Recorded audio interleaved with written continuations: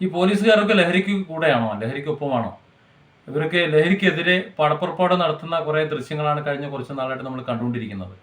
പക്ഷെ ഇപ്പം നേരെ തിരിച്ചാണ് തോന്നുന്നത്. കോഴിക്കോട് സിറ്റി പോലീസ് സ്റ്റേഷന് മുന്നിൽ ഒരാൾ ആംബുലൻസിൽ വന്ന് സ്ട്രെച്ചറിൽ കിടന്നുകൊണ്ട് പരാതി കൊടുക്കാനെത്തിയ ഒരു വാർത്തയാണ് ഞാൻ കഴിഞ്ഞ ഏതാനും മണിക്കൂറുകളായിട്ട് കണ്ടുകൊണ്ടിരിക്കുന്നത്.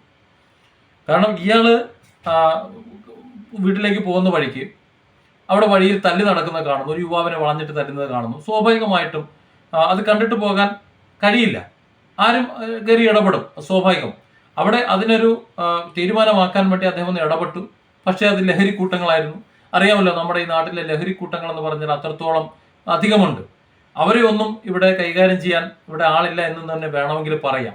പകരം കലാകാരന്മാരുടെയും മറ്റുടെയും പിന്നാലെ പോയി അവരുടെ എന്താ പറയുക, ആ ഒരു പേര് തകർക്കാനും അവരുടെ ജീവിതം തകർക്കാനുമാണ് ഇവർക്ക് ശ്രമിച്ചുകൊണ്ടിരിക്കുന്നത്. ഏതായാലും അത് മറ്റൊരു വിഷയമാണല്ലോ.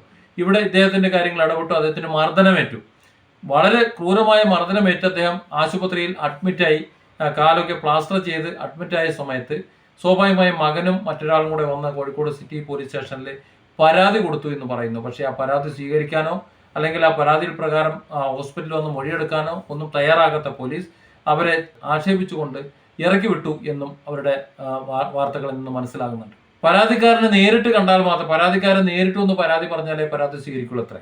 ഏതായാലും അത് പോലീസിന്റെ ആഗ്രഹമല്ലേ, അത് ശിരസ വഹിച്ചുകൊണ്ട് ആംബുലൻസിൽ രോഗി നേരെ ഈ പറഞ്ഞ ആൾ സ്ട്രെച്ചറിൽ നേരെ പോലീസ് സ്റ്റേഷനിലെ മുന്നിൽ എത്തി.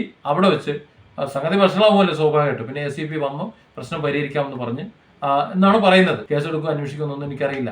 ഇവിടെ ഏറ്റവും വലിയ രസം എന്ന് പറഞ്ഞാൽ ഈ വന്നിട്ടുള്ളവരൊക്കെ CPMന്റെ ആൾക്കാരാണ്. CPMന്റെ ഭരണം നടക്കുന്ന ഒരു സ്ഥലത്ത് CPMന്റെ പ്രവർത്തകർക്ക് ഇതാണ് ഗതി എന്നുണ്ടെങ്കിൽ ബാക്കിയുള്ളൊരു കാര്യം പറയേണ്ടതില്ലല്ലോ. പക്ഷേ ഈ അടുത്ത കാലത്ത് നമ്മൾ മറ്റു ചില കാര്യങ്ങൾ ശ്രദ്ധിച്ചിട്ടുണ്ടോ? പോലീസ് സ്റ്റേഷൻ ഓഫീസർമാരൊക്കെ സസ്പെൻഷനിലേക്ക് പോകുന്ന ചില സാഹചര്യങ്ങളുണ്ട്. ഈ കഴിഞ്ഞ ദിവസങ്ങളിൽ മറ്റൊരു സ്ഥലത്ത് അടി നടന്നു, അവിടെ സസ്പെൻഷൻ വന്നു. കൊല്ലത്ത് ഒരു SI കയറി അടിക്കുന്ന ഒരു വാർത്ത കഴിഞ്ഞ ദിവസം വന്നു, അവിടെ സസ്പെൻഷൻ വന്നു. ഇങ്ങനെ ഈ പോലീസുകാരൊക്കെ ഇങ്ങനെ പെരുമാറാൻ തുടങ്ങിയാൽ എന്താണ് ചെയ്യുക?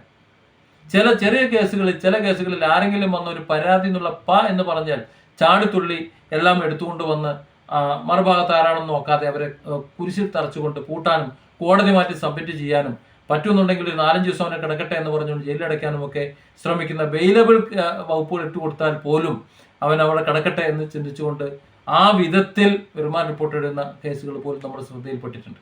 അപ്പോൾ ഈ അടുത്ത കാലത്ത് ഇതൊക്കെയാണ് കഥ എന്ന് പറയുന്നത്. ഏതായാലും ആ സാധുവിൻ്റെ കേസ് ഇനിയെങ്കിലും എടുക്കട്ടെ, കേസൊന്ന് അന്വേഷിക്കട്ടെ. പക്ഷെ ഇത്തരത്തിൽ നിലപാടെടുക്കുന്നത് ശരിയല്ല.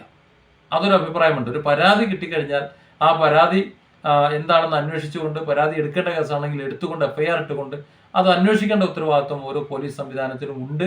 അത് ചെയ്യണം. അത് ചെയ്യാതിരുന്നു കഴിഞ്ഞാൽ ജനങ്ങൾക്ക് എത്രയൊക്കെ നമ്മൾ പോലീസിനെ നമ്മൾ കുറ്റം പറഞ്ഞാലും ആക്ഷേപിച്ചാലും എങ്ങനെയൊക്കെ പറഞ്ഞാലും ആ പോലീസ് സംവിധാനം നമുക്കിവിടെ വേണം. അതില്ലെങ്കിൽ നമുക്ക് രക്ഷയില്ല.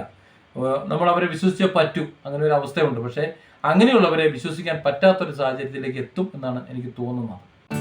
Different angles. Don't forget to subscribe and support this channel.